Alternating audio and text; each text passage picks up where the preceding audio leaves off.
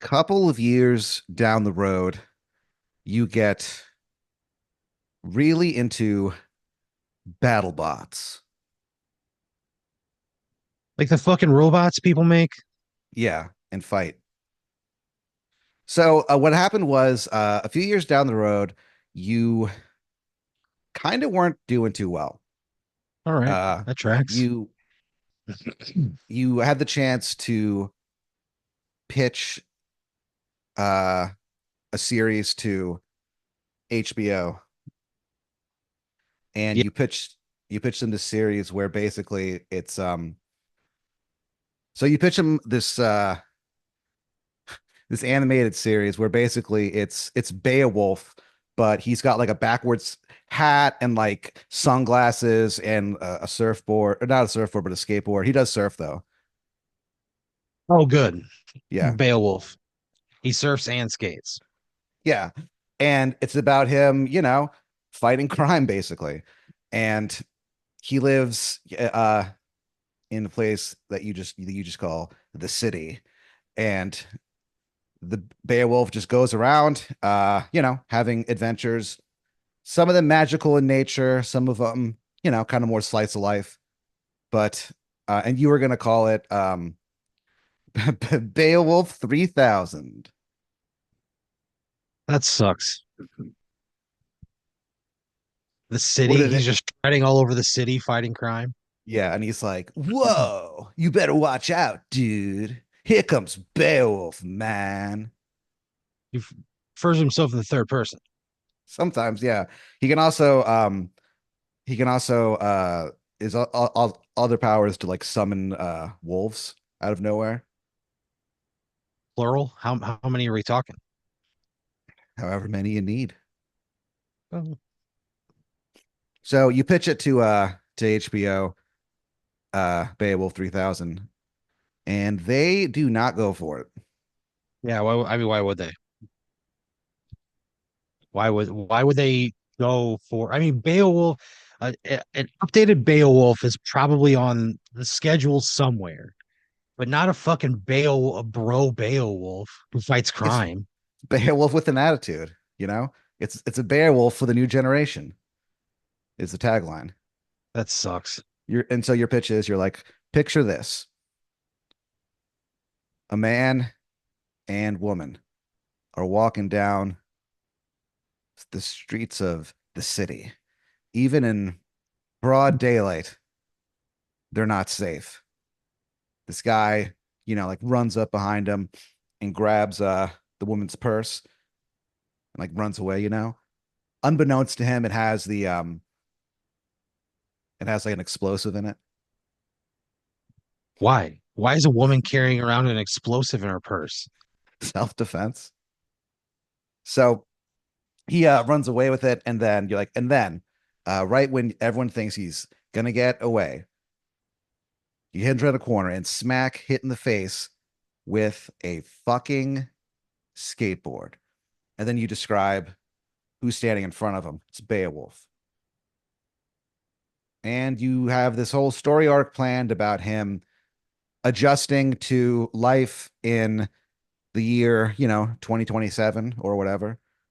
Uh, and they do not go for it. They don't even like the title. It takes place in like current day, but it's called Beowulf 3000 for some reason. I guess he didn't like think it out very well. I mean, yeah, I love how I'm just so unprepared for this. No, you had like a series Bible and stuff like that. You also recorded like a couple lines to show them, kind of like the tone of the series and stuff. You play it for them. You're like, "Stop right there, dude." I wouldn't do that. That's number one. It's a horrible characterization. The way I mean, this guy sucks. Beowulf 3000. Nobody. What is it? What about this guy is Beowulf?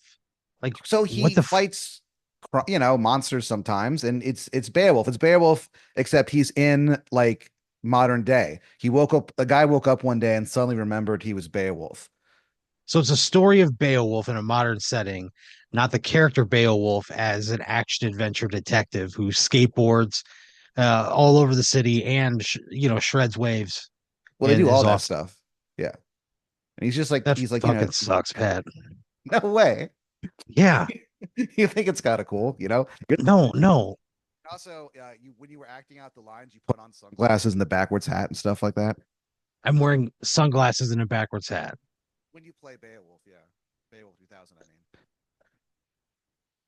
you actually part of it culminates the series or the season rather. It culminates in a fight between Beowulf 3000 and Beowulf from like the past, who was just taken from that moment in time and brought to the future. So he's like, "What the fuck?" So it's two Beowulfs fighting each other. One who's acclimated to modern day life for the most part, even though he does find a few things kind of strange and unsettling, and one that just has no idea what's going on. Is used to like fjords and wood and shit like that. But they don't go for it. They were like, "Well, what else do you have?" And that's like the only thing he prepared. And so you just kind of went, and you pitched them, what it is it's kind of like it's a series that's very similar to the video game Tomb Raider, but instead of a skinny woman Don't fucking do this. with big boobs, I it's can't like believe it's like a fat guy with like a very like slim face, and it's called Tomb Raider. I can't And believe you're bringing Tomb Raider back. I mean, easily one of the worst ideas in the history of this show. it was Tomb your Raider. idea, yeah. No, it wasn't. Fuck you. And so you do Tomb that. Raider. What? Tomb Tomb Raider. Raider's kind of cool, It's a fat guy platformer. It's like that's what it is. with like a skinny face. Yeah, whatever. Tomb Raider So sucks. you you kind of just pitch them that, like you just kind of make it up off the top of your head, and What's the story with Tomb Raider? What's the fucking story with Tomb Raider? Hey, here's a fat guy that he's like a fucking he shoots guns in the jungle. It's Tomb yeah, Raider, but just with like a fat guy who has a skinny face. yeah. That's pretty much what you say to them, and they go, "What's the story?" And you go, "Uh, It's Tomb Raider, but without any of the sex appeal, well, with hey, zero man, sex appeal. no, there's some people are into that, They're so into that. they're into that. So it doesn't really work, Um, you you were offered a sponsorship from a company, but you had to like turn them down on principle. Where Okay. it's a company uh called Warby Porker, and they What did you design eyeglasses for the fat people?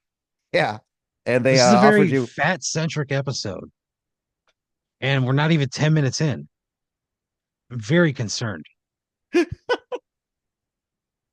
And so they offered you a scholarship, and you turned them down. You couldn't do it. Um, luckily though, the way that you were able to get out of this is you were doing a gig, a clean gig at a Catholic church. Why? You were hired and you needed the money. And so basically they're like, look, this is a essentially a like an employee party for the people who work at the church. Yes, there's gonna be, a few priests there, but these guys are like modern priests. Just don't get, raunchy and everything will be okay. Don't do anything that will get me in trouble. The talent Sucks, coordinator dude. said that to you. Um, At a named, church? yeah. Her name is uh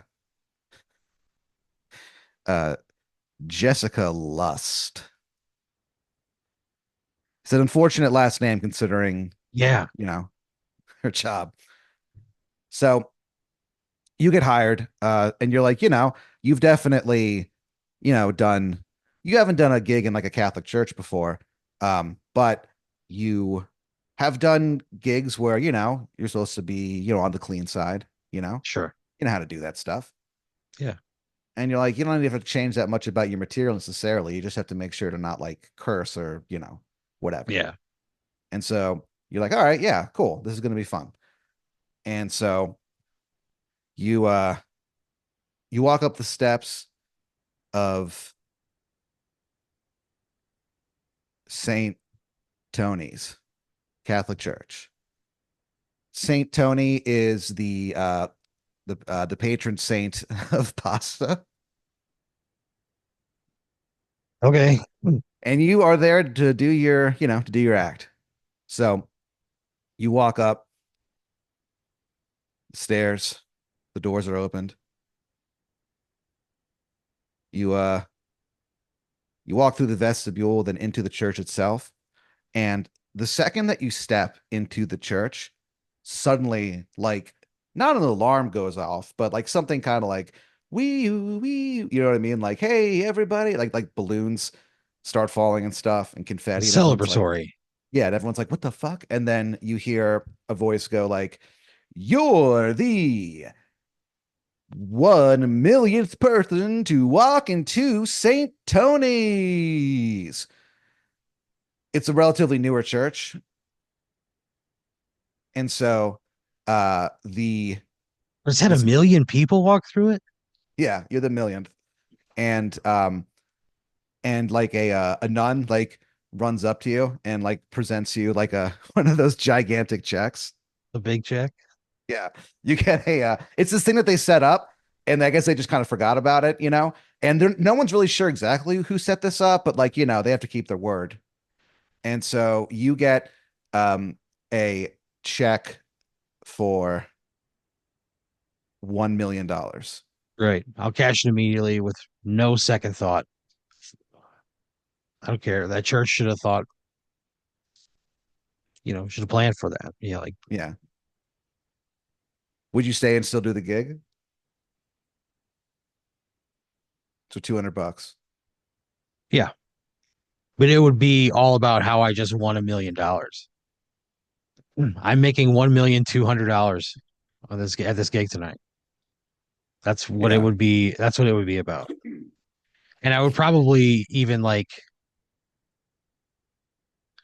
spend some of that $1 million Mhm. in my head and be like, I think I would try to get audience members to do shit for money. Yeah. I don't know. That might be fun. It's just, yeah, Nothing like weird or anything, but like, you know, yeah. Halfway through you start doing that, you realize that like you've been talking about how you're a millionaire for like 30 minutes. People are kind of like a little weirded out, I guess. And I you mean, look I'm at there one with a you big look check that says $1 million on it.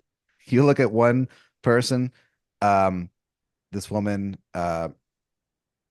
Anne Cummings, and you're like, hey, uh, you want 2 grand?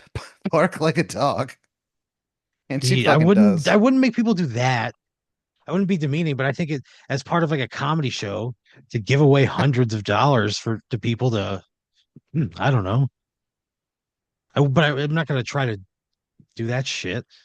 So you do the gig. Mixed reviews. Some people thought it was really funny. Some people were really weirded out. But you're like, whatever.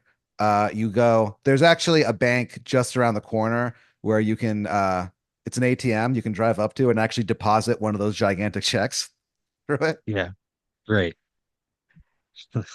Those are starting to become a bit more popular now. It's kind of made Right. a Who's writing giant checks other than like the church? lots of people. It turns out people just love big checks. They're in style again. That and clove Yeah. cigarettes. Ugh. It's a few years down the road. Yeah. So you you go home and you essentially you hire, you go to Lanalax Investments, and you have them invest, sizable portion of that, probably about three-quarters of, because this is $1 million tax free, a baby. Because it's from the church. Okay. That's the power of the Catholic Church, baby. And I guess religion in general. Yeah, So probably. so it's just a million flat. And so you invest three-quarters of it. Basically what it is they explain it's long-term low risk. So they're like, so this is going to pay off for you, but it's going to take a few years. You're not going to see an immediate, you know, ROI. And then you kind of like goes like return on investment. Yeah, where would ROI? Yeah, So, um, so you do that, and that leaves you with, a pretty sizable amount of cash. You save, put in savings and stuff for the most part, sure. but you don't have to like work. And for the first few days, you just kind of chill, and it's kind of awesome. But Yeah. after like a few weeks, you kind of are like, what am I doing? You sit down. One of the things that you buy, it's a really comfy chair, but it's in the it's in the shape of the hand, giving the middle finger. All right. You sit down, you turn on the TV, and it's BattleBots. And you just sit there for like 8 hours straight watching BattleBots. And after the shows end, you go on YouTube and just like start searching for more. You become all in. You start learning about the legends of BattleBots, robot combat. There's people, like there was a dude named named Casey Anthony the second. What? Casey Anthony the second? It's a dude. Totally not related, but it's an unfortunate coincidence. He is he's definitely a BattleBots legend. He mostly went with a usually a fairly flat car that that didn't have a lot of physical power, but had a lot of speed. That's kind of the one that he started off with.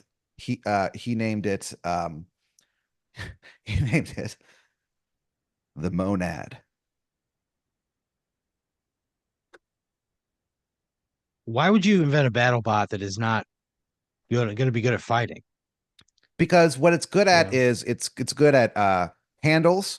It's good at like it's very fast, and it can be you can trick and trap the other bots. this isn't a race. Like this is like a fight to the death. I know, but like they have obstacles and stuff inside the arenas. And so you're able to go super fast and towards a buzzsaw or whatever, that the last second like veer off to the left, and whatever poor son of a bitch behind him, like, they just get just sawed right in fucking half. That sucks. So, I You mean, for that guy, I mean, it's pretty cool. Yeah. So the Monad was the first one. By the end, he actually had started getting he got really into like acid and psychedelics and stuff. And so it kind of affected his designs. So by the end, he had one battle bot that was just like it just looked like a sun, like a screaming sun. It screamed the entire time, and like it had eyes that like opened and closed and stuff. Ugh. Yeah. Pretty experimental, but he called that one the Bythos. By the end of his career, to be honest with you, people are kind of like this fucking guy. Yeah, it sounds like a fucking handful. So, Why are you putting eyes that open and shit on a fucking battle bot? It's just another point of weakness. so you get really into this, I'm into this. and you start meeting with some of the local, you know, bot battlers. uh Botsman. yeah, and you're like, hey, and you realize like you want to get involved with this. You want to get involved with the community as well, you know? And so Because you then I want start, to build. I have a compunction to like build and then fight my own bot. yeah, Like like that's the level. yeah, you want to eventually get involved and have your own battle bot. But for the time being, or at first, what you did was you would, start showing your face around these events. Um, Go to the different every Wednesday night in Grendel's local pizza. They have a like a big open spot in the back. It started off there, like the Doing renaissance of um of BattleBots. Like that's where it started. So it started off small, but now it's in like there's actual like not arenas, but different like court like different rings and stuff like that set up all around town. all around town. All around town. There's enough And they BattleBot infrastructure here to like support dozens of bots. How there's it's like this big of a groundswell. Yeah, dude. That's insane. Well, sometimes it takes a certain player, to kind of catch the nation's eye and kind of vault the it's kind of like, Magic Johnson and Larry Bird.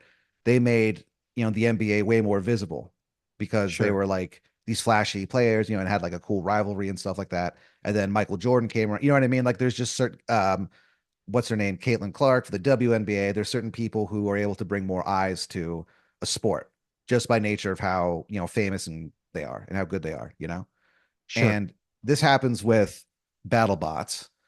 There's a figure on the scene, the battle bots scene.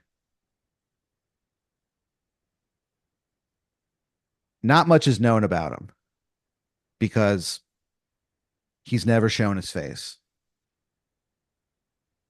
He's this guy who he shows up in like a really large battle bot in the shape of like a cube, and it is jet fucking black.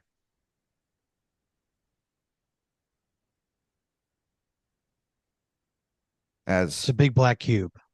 yeah, big black cube. What And does it like do? when you look at it, it looks like the color of the water at the bottom of a well at midnight. Hmm. And he just, he's in there and he has a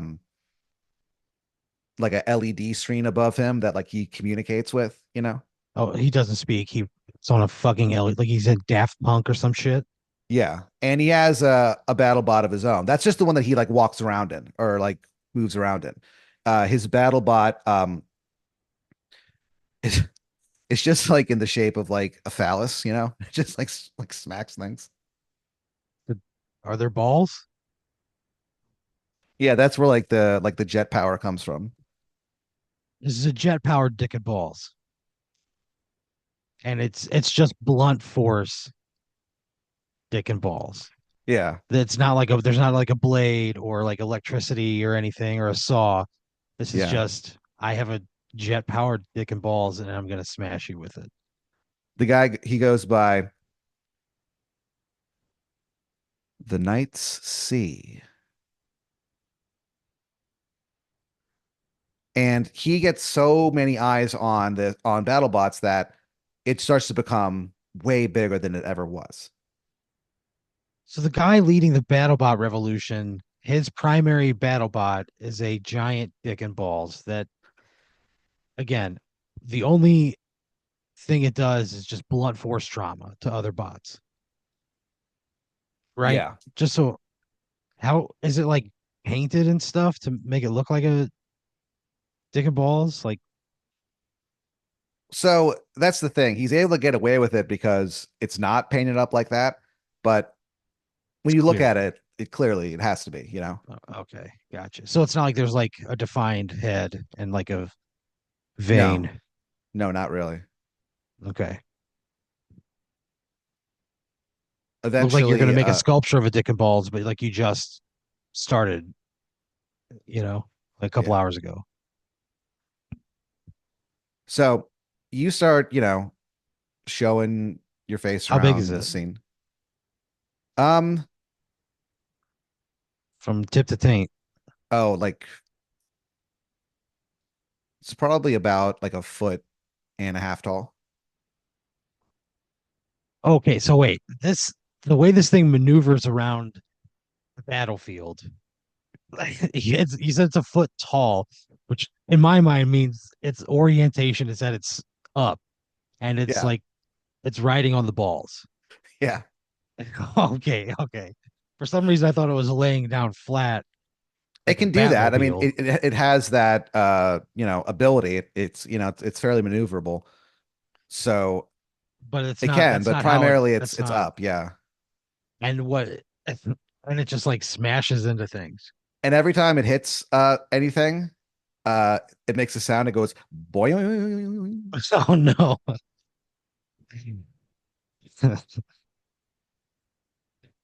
What the fuck?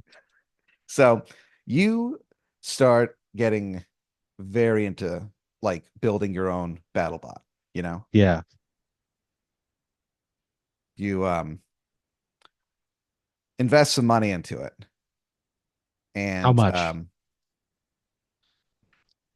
$75,000. Holy shit, Pat! Yeah. 75,000? 75 large? 75 large. Because you Jesus. are but because you're getting help from the number one battle bot designer in North America. Who the fuck cares? Right? I mean, like, how am I gonna make $70,000 playing battle bots? Well, you look at it as an investment, you know? What is my bot? Like we've talked about this guy with his dick bot. Well, what is mine? So what you do is you have a flat, almost like a looking like a box type thing. And it Okay. goes on wheels and it has several almost like, robot arms, long robot arms coming out of it. And and just to look cool, a scorpion's tail. But it's effectively useless. What it does is instead of attacking with physical force, it attacks with uh like computer viruses. So what it does is it kind of like zips around, it gets close, and if it can grab onto it, it's able to start uploading, viruses and stuff to it. And they're able to fuck with it. And the scorpion's tail is able to actually does a pretty good amount of damage. Like spiked or something. Yeah. So this my bot is gonna give you malware and then fucking scorpion you or tear you apart with robot arms. Yeah. What do I call it? The battle bot? Yeah, what do I name it? Oh, you name it the scorpion sting. All right. You have a whole like mythology, but you've never told anyone about it. You just have like planned in your head, Great. but like no one knows about it. A Yeah, I'm secret. just spending $70,000. So you start your career off to a fucking bang. You are like just taking dudes down. You're uploading viruses that cause them to start attacking themselves. You put in viruses that cause them to, run against a wall repeatedly or, run through the buzz saw or stuff like that, get crushed by a hammer. It's pretty devastating stuff. So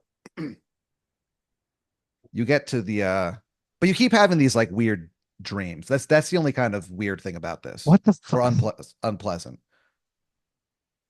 What do you mean weird dreams?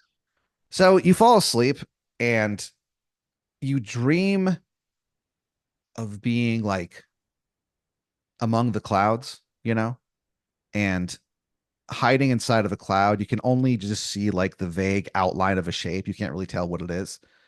And it says to you, like you hear like a voice go like, Aaron, I can make you a champion. And then like you wake up and you're like, what the hell?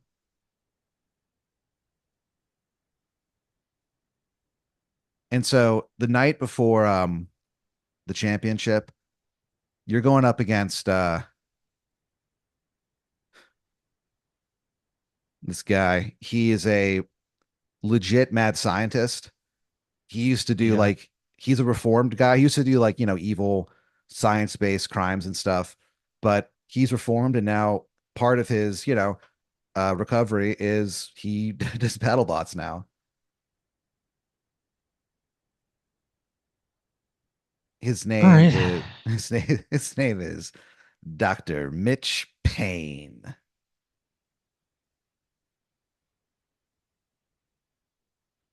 And he dresses up like a mad scientist. Like he definitely plays into the image, even though he is reformed. Though you do suspect him of, maybe not being so as squeaky clean as his new image would lead one to believe. This guy's got a past, is what I'm thinking. Oh And yeah. that's manifesting itself in battle bots. So you're going up against him, and people are like, you hear on BattleBots radio. It's a radio station that discusses, all things, BattleBots. PBR. And they're like, okay, like, tomorrow we're gonna have the championship. Who do you got? What are the odds that this new hot young gun with those rippling thighs, Aaron Brooks, what are the odds that he's gonna win? And people are calling and they're like, you know, there is no way he's gonna win. This has all just been a fluke. Every once in a while somebody will call and voice support for you and they'll be like, I think if anyone can take this guy down, it's our man, Aaron Brooks. And how about those thighs? Come on now. That's like that's one thing that you've kind of noticed is that like media attention has been kind of fixated on that a little bit. But Let's not to be forget about the honest with calves, you know? to be honest with you, Aaron, you fucking love it. You don't give a Yeah, shit. yeah. So it's the night before the big championship. You fall asleep and you're once again in the clouds. You see that weird shape in the distance, and it goes, you hear it go, Aaron, if you submit, I will help you win. What the fuck? What do you mean I'm hearing this from the clouds? It's the shape in the clouds, and you see it kind of getting closer, and it's almost like it. You can sense or kind of see. You're kind of imagining like the face of like a fucking lion getting closer. And it goes, Aaron, if you submit to me, I will help you win the tournament. You'll Absolutely not. finally. Your voice is on the horizon. Like I don't know anything about you. I don't know anything. Like you can't just meet somebody and admit to you. It's not how things work. And you kind of see it like he goes, is that your final is that your final answer? Yeah. It kind of like slithers away into the distance, strange shape. You wake up and you are like you kind of just go, okay, whatever, because you are in BattleBots mode. You go in to the championship game. In the years to come, the uh the journalists, the people who chronicle what some call the beautiful game, the new beautiful game, I guess they'd call it. They will talk about this championship match. They will talk about how you went in as the absolute underdog, and for 45 minutes you weaved and dodged and uploaded all the viruses that you had. Yeah. And by like there's only like a minute left, and like people are on their feet, but they're all cheering for you, even though it's obvious that you're about to lose, you know? Yeah.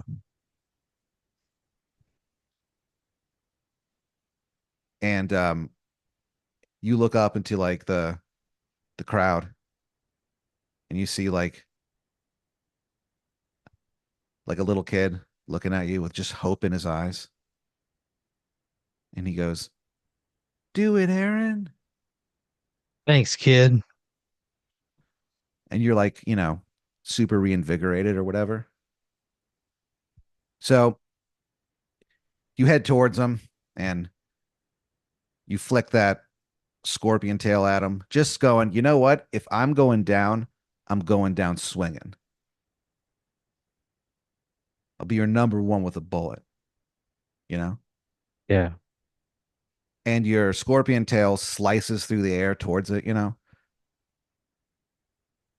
And I guess over the course of the battle, the screws had like kind of come loose. Yeah. So when you slash your tail forward, it just like comes off of your battle bot. What It the goes fuck? it goes soaring through the air, and it hits a one of those fire extinguishers, you know what I mean? That they have. It's like a super big one that they have. And it explodes. Uh when it explodes, there's a somebody there's it was right next to the science wing, you know what I mean, of the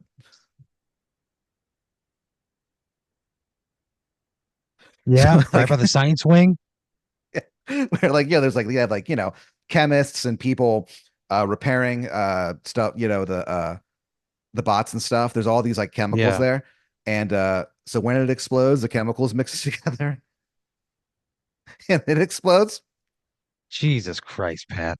The doors like all lock. There was this like What the fuck?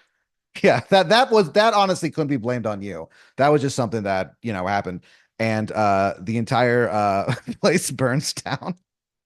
The fuck? Everybody inside? Yeah, so that's they also write about that in the articles and stuff. Oh, good. I'm glad. I'm glad they covered everything. I love It's thorough rem- journalism. it's remembered as